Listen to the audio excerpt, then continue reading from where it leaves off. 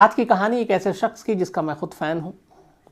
हालांकि मैथमेटिक्स से हमेशा भागा, फिज़िक्स से हमेशा भागा, लेकिन कहते हैं कि ये वो शख्स है जिसने न सिर्फ मैथमेटिक्स, फिज़िक्स, इसके गुरु आप कहें एक तरह से, बल्कि ये वो शख्स है जिसने ब्रह्मांड के राज को उजागर किया। पूरी प्रकृति कैसे चलती है, क्या राज है, शायद इसी शख्स की देन है। हवा बहती है, हवा चलती है तो क्यों, रोशनी आती है तो क्यों, यहाँ तक कि जिस एटम बॉम्ब, न्यूक्लियर बॉम्ब की हम बात करते हैं, वो भी शायद इस दुनिया में ना होता अगर इस शख्स ने वो फार्मूला ना निकाला होता। एल्बर्ट आइंस्टाइन दुनिया का सबसे ज़हीन तरीन दिमाग जिसके पास था। अब आइंस्टाइन की कहानी आप में से ज़्यादातर लोग जानते होंगे, तो मैं कहानी या उनके खोज या उनके सारे जो भी पेपर पब्लिश हुए जिसकी वजह से नोबेल मिला, वो सारी चीज़ों पे नहीं जाऊंगा। कहानी में आज जिक्र करेंगे उनके उस दिमाग की जिसका लोहा पूरी दुनिया मानती थी, और उनके दिमाग को कैसे चुरा लिया गया उनकी मौत के बाद। न सिर्फ चुराया गया बल्कि 40 साल तक सहेज कर रखा गया।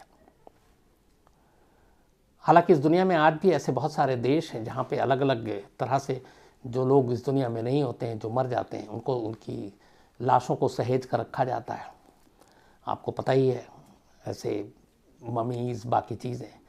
नए अभी दौर में कुछ एक नई खबरें भी आ रही हैं कि अब तो बहुत सारे लोग ऑनलाइन जो है वो इंसानी अंगों की नीलामी करते हैं, इंसानी बॉडी की नीलामी करते हैं। हालांकि इसको लेके बहुत सारी शिकायतें भी आई। इसके अलावा ये भी कहा जाता है कि श्रीलंका के अंदर कैंडी शहर में, बहुत ही खूबसूरत शहर ये कैंडी, मुझे भी जाने का मौका मिला और यहीं से शायद कुमार संकारा भी है। तो कैंडी शहर में एक मंदिर है जहाँ पे ये दावा किया जाता है कि आज भी भगवान बुद्ध उनके दांत रखे हुए हैं। तुर्की के इस्तांबुल शहर के बारे में दावा किया जाता है कि यहाँ last messenger of God Mohammad साहब की दाढ़ी रखी हुई है, ये दावा किया जाता है। इसी तरीके से रोम की सेंट जॉन लैटेरन बेसिलिकी, इसके बारे में दावा किया जाता है कि यहाँ पे ईसा मसीह की जो गर्भनाल है वो सहेज कर रखी गई है। एक और ग्रेट साइंटिस्ट गैलीलियो गैलीली के बारे में भी कहा जाता है कि इनकी एक उंगली और अंगूठा इटली के फ्लोरेंस शहर के एक म्यूज़ियम में रखा गया है, और कहते हैं कि ये उंगली और अंगूठा उनके शव से तब अलग किया गया था 1737 में, जब कब्र से उनकी लाश निकाली गई और दूसरी कब्र में शिफ्ट की जा रही थी। गैलीलियो की बनाई हुई दूरबीन के साथ ही उनकी उंगलियों और रीढ़ की एक हड्डी को भी फ्लोरेंस के म्यूज़ियम में रखा गया है। और गैलीलियो के जो फॉलोअर्स हैं वो सारे यहाँ पे एक तीर्थ के तौर पर यहाँ जाते हैं और दर्शन करते हैं। तो ऐसी बहुत सारी चीज़ें हैं जिसमें जो इंसान दुनिया में नहीं है, उनकी अंगों को, उनके अंगों के हिस्सों को अलग अलग रखा जाता है। ये सब आप भी जानते हैं, हम भी जानते हैं। बल्कि जो मैंने कहा कि वो चौंकाने वाली अब चीज़ है कि कैसे जो ऑनलाइन इंसानी अंगों की, इंसानी ह्यूमन बॉडीज़ की नीलामी की जाती है और उसमें धोखा भी दिया जाता है कि ये फलाने का है, बड़े बड़े नाम लिए जाते हैं, लेकिन वो होता नहीं है, कई बार धोखा भी खा जाते हैं। अब बात करते हैं अल्बर्ट आइंस्टाइन की, नोबेल पुरस्कार विजेता, जिन्होंने दुनिया, बल्कि प्रकृति और ब्रह्मांड के जो पूरे राज हैं, एक तरह से ये कहें कि ब्रह्मांड का पूरा राज एक बक्से में बंद था और उसको कोई खोल नहीं रहा था, और शायद उसकी चाबी आइंस्टाइन के पास थी। उन्होंने खोला और बहुत सारे राज हम सबके सामने रखा। आइंस्टाइन जर्मन में एक यहूदी परिवार में पैदा हुए।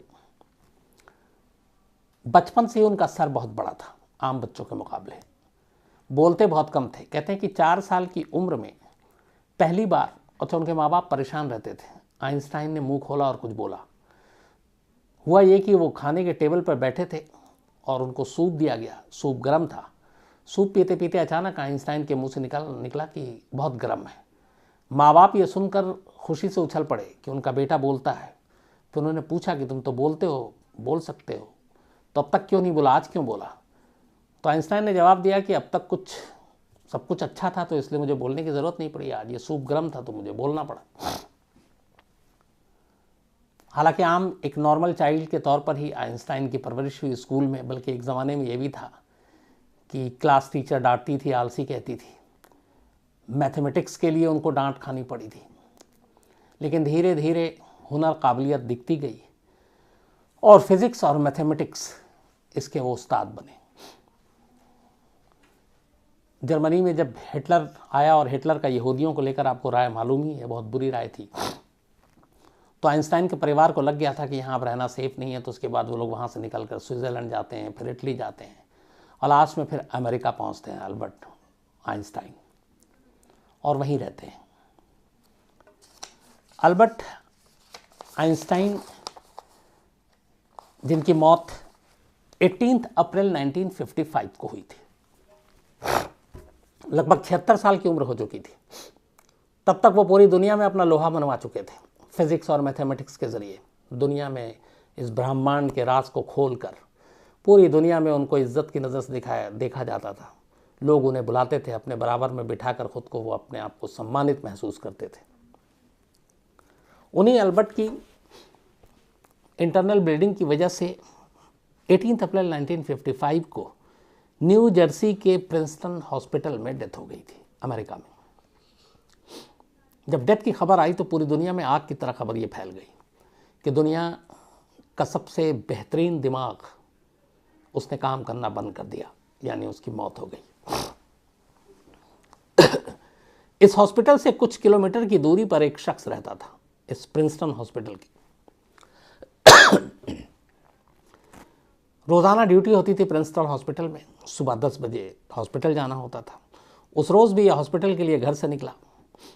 बीवी ने कॉफ़ी का मग दिया, साथ में एक जार दिया जिसमें बिस्किट थे, और वो उसका रूटीन में शामिल था। तो जार में बिस्किट लेकर और अपने कॉफ़ी का वो लेकर घर से निकलता हॉस्पिटल के लिए। जब वो हॉस्पिटल के गेट पे पहुंचता तो देखता कि काफ़ी भीड़ है लोगों की। उसे कुछ समझ में नहीं आता, तब तक मालूम नहीं था, लेकिन हॉस्पिटल में दाखिल होते उससे खबर मिलती है कि the great scientist Albert Einstein की डेथ हो गई है। यह खबर सुनकर उसके बड़ा धक्का सा लगता है, और वो इसलिए, इस शख्स का नाम था थॉमस हार्वे। थॉमस हार्वे इसी प्रिंसटन हॉस्पिटल में चीफ पैथोलॉजिस्ट था, और पैथोलॉजिस्ट ही ये सारा फिर पोस्टमार्टम और ये सारी चीज़ें करते हैं। अल्बर्ट आइंस्टाइन का ये बहुत बड़ा भक्त अल्बर्ट आइंस्टाइन को अपना हीरो मानता था थॉमस हार्वे। जब इसे ये पता चला तो बड़ा दुख हुआ उसका, ये सीधे भागता है।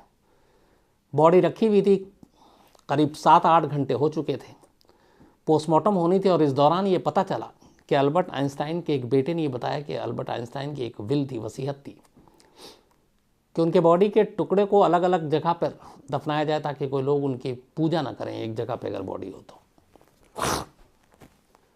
अब थॉमस को ये लगता है कि वक्त कम है, बॉडी सौंपनी पड़ेगी, और उसके हीरो की डेथ हुई थी। उसके दिमाग में अचानक एक ख्याल आता है। उस वक्त तक अमेरिका में ऑटोप्सी को लेकर, पोस्टमार्टम को लेकर बहुत रूल, ये सारी चीज़ें साफ नहीं थी, क्या करना है, कैसे करना है, क्या चीज़ रखनी है, क्या नहीं रखनी है। थॉमस हार्वे पोस्टमार्टम के दौरान अल्बर्ट आइंस्टाइन के दिमाग को निकालकर एक जार में रख लेता है।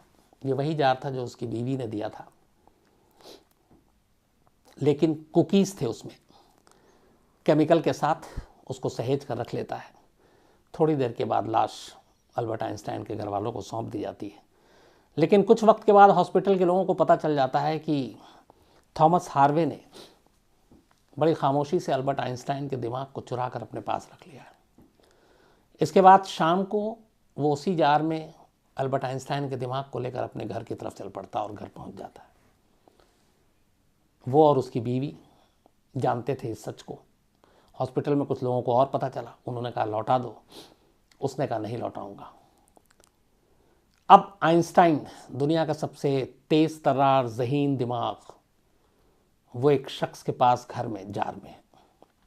अगले 20 सालों तक थॉमस हार्वे इस जार को अपने पास रखता है।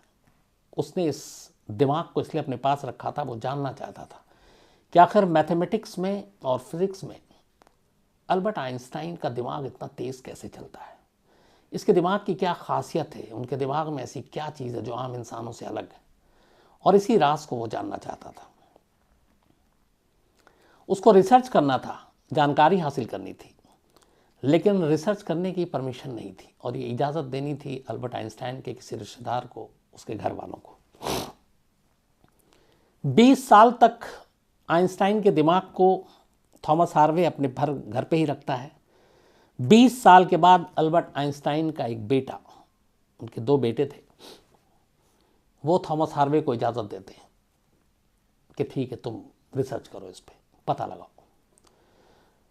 अब थॉमस हार्वे को इजाज़त मिल गई। वो इस दौरान में अपना बाकी जो खामोशी के साथ कर रहा था, लेकिन कोई फ़ायदा नहीं हुआ। अब ऑफिशियली इजाज़त मिलने के बाद वो लग गया रिसर्च पर और ढूंढने में कि आखिर इस दिमाग के पीछे कौन सी ऐसी राज है, क्या है इस दिमाग में, क्या ख़ास है इस दिमाग में। महीनों गुजर गए, वो इस राज को जान नहीं पाया। आखिर में थॉमस हार्वे हार गया। उसे लगा कि ये उसके बस की बात नहीं है कि आइंस्टाइन के दिमाग को पढ़ सके। तब उसने तय किया, उसने अल्बर्ट आइंस्टाइन के दिमाग के 240 हिस्से किए, 240। सबको अलग अलग रखा, सबके अलग अलग उसके सेल को अलग अलग रखा, और इसके बाद दुनिया भर के जो साइंटिस्ट थे, इस काम में जो माहिर थे, उसने उन टुकड़ों को दिमाग के अल्बर्ट आइंस्टाइन के उनके पास भेजा और कहा कि आप लोग इस पर रिसर्च करो, आप इसको देखो और आप पता लगाओ कि आखिर इस दिमाग में ऐसा है क्या। दुनिया में तमाम लोगों ने इस पर रिसर्च करना शुरू किया और काम पर लग गए। अब इस दौरान में अलग अलग जो डॉक्टर थे या एक्सपर्ट्स थे या जो इस पर रिसर्च कर रहे थे, ज़्यादातर लोगों को कुछ कामयाबी नहीं मिली, लेकिन कुछ चीज़ें मिली। उसमें यह था कि एक तो आइंस्टाइन का जो दिमाग था वो 1230 ग्राम का दिमाग था, 1230 ग्राम, मतलब लगभग 1 किलो से ज़्यादा, 1.25 किलो के आसपास। आम लोगों जैसा ही था। इनके दिमाग को 85 अलग अलग दिमाग के साथ शोध किया गया, रिसर्च किया गया कि बाकी के जो आम नॉर्मल 85 ब्रेन हैं उनमें और आइंस्टाइन के दिमाग में ऐसी क्या चीज़ें हैं। 240 अलग अलग जो सेक्शन टुकड़े किए गए थे उन सबको फिर से जोड़ा गया। उसके बाद मैप बनाया गया। कई अलग अलग यूनिवर्सिटीज़ ने इसके ऊपर रिसर्च किया और फिर ये पाया गया कि आइंस्टाइन के कुछ दिमाग के जो सेल हैं वो बाकी दिमागों से, जो आम इंसानों के हैं, वो थोड़े उससे अलग थे। कुछ बड़े थे और कुछ छोटे थे। ख़ासतौर पर जो इनका स्पीच और लैंग्वेज से जुड़ा उनका दिमाग था, उसके हिस्सा जो है वो आकार में छोटा था, और वहीं जोड़ने घटाने वाली जो चीज़ें थी, वो जो दिमाग का हिस्सा होता है वो बड़ा था आम इंसानों के दिमाग से। पूरी दुनिया के अलग अलग ज़हीन दिमाग इस पे लगे रहे। इन्होंने रिसर्च किया। वो जानना चाहते थे कि आखिर एक इंसान जो ब्रह्मांड का राज जिसने ढूंढ निकाला, जिसने गति, रोशनी, ऊर्जा, इन सब के बारे में जो सारे राज थे उसको खोल डाले। इस पूरी दुनिया में आज अगर ब्रह्मांड के जो इतने राज हैं खुले हुए हैं तो शायद आइंस्टाइन की वजह से है। उसके दिमाग को पढ़ने की कोशिश 40 साल तक जारी रही, लेकिन 40 साल के बाद भी शायद दुनिया का कोई भी साइंटिस्ट इस नतीजे तक नहीं पहुंच पाया कि आखिर आइंस्टाइन के दिमाग में ऐसी क्या खास चीज़ थी। 40 साल बीत गए। 1995 का दौर आता है। 1995 में जब आइंस्टाइन की मौत को 40 साल हो गए थे, एक अमेरिकी राइटर था जिसका नाम था माइकल पैटर्निटी। माइकल पैटर्निटी कुछ आर्टिकल लिखना चाहता था किसी खास सब्जेक्ट पे। तभी उसके दिमाग में आया कि क्यों ना वो उस शख्स से बात करे और उस शख्स के ऊपर किताब लिखे जिसने इस दुनिया के सबसे तेज़ और ज़हीन दिमाग को चुराया था, मतलब पीटर हार्वे, उसी चीफ पैथोलॉजिस्ट प्रिंसटन हॉस्पिटल का। ये अमेरिकन राइटर जो माइकल पैटर्निटी है, उसके दिमाग में ये ख्याल आया। उसने कहा कि उससे बात करनी चाहिए। इसके बाद वो उसे फ़ोन करता है और कहता है कि मुझे तुमसे मिलना है और तुमसे बात करनी है। फ़ोन पर उधर से वो जवाब देता है, चीफ पैथोलॉजिस्ट जिसने आइंस्टाइन का दिमाग चुराया, कि मैं अब थक गया हूँ, 40 साल हो गए हैं। मैं आइंस्टाइन के दिमाग को उसकी ग्रैंड डॉटर को वापस करना चाहती हूँ, क्योंकि वही हकदार है। तो उसने कहा कि मुझे इसके लिए कैलिफोर्निया जाना है, क्या तुम मेरे साथ कैलिफोर्निया तक ट्रैवल करोगे आइंस्टाइन के दिमाग के साथ। एक राइटर माइकल पेटर्निटी को इससे बेहतर और क्या चाहिए था, वो डन कर देता है। इसके बाद वो पहुंचता है उसके पास, एक जार के अंदर आइंस्टाइन के दिमाग के कुछ जो बचे हुए उसके पास हिस्से थे वो उसको रखता है। इस राइटर की उम्र थी करीब 30 साल और तब तक उस डॉक्टर पैथोलॉजिस्ट पीटर हार्वे की उम्र हो गई थी अराउंड 80 ईयर्स, 80 साल का। दोनों एक कार में बैठते हैं आइंस्टाइन के दिमाग के साथ और उसके बाद न्यू जर्सी से ये दोनों निकल पड़ते हैं अपने सफ़र पर कैलिफोर्निया के लिए। कैलिफोर्निया एक पूरा स्टेट जो है, 11 दिन का ये सफ़र था। 11 दिन में ये लोग बाय रोड कार से जाना था और उसकी एक वजह थी। इस राइटर के एक दिमाग में एक खाका था, एक कहानी थी जो उसने बाद में लिखा था, driving mister Albert a trip across America with Einstein. A trip across America with Einstein, ये बुक लिखी थी। Einstein brain, a trip across America with Einstein brain.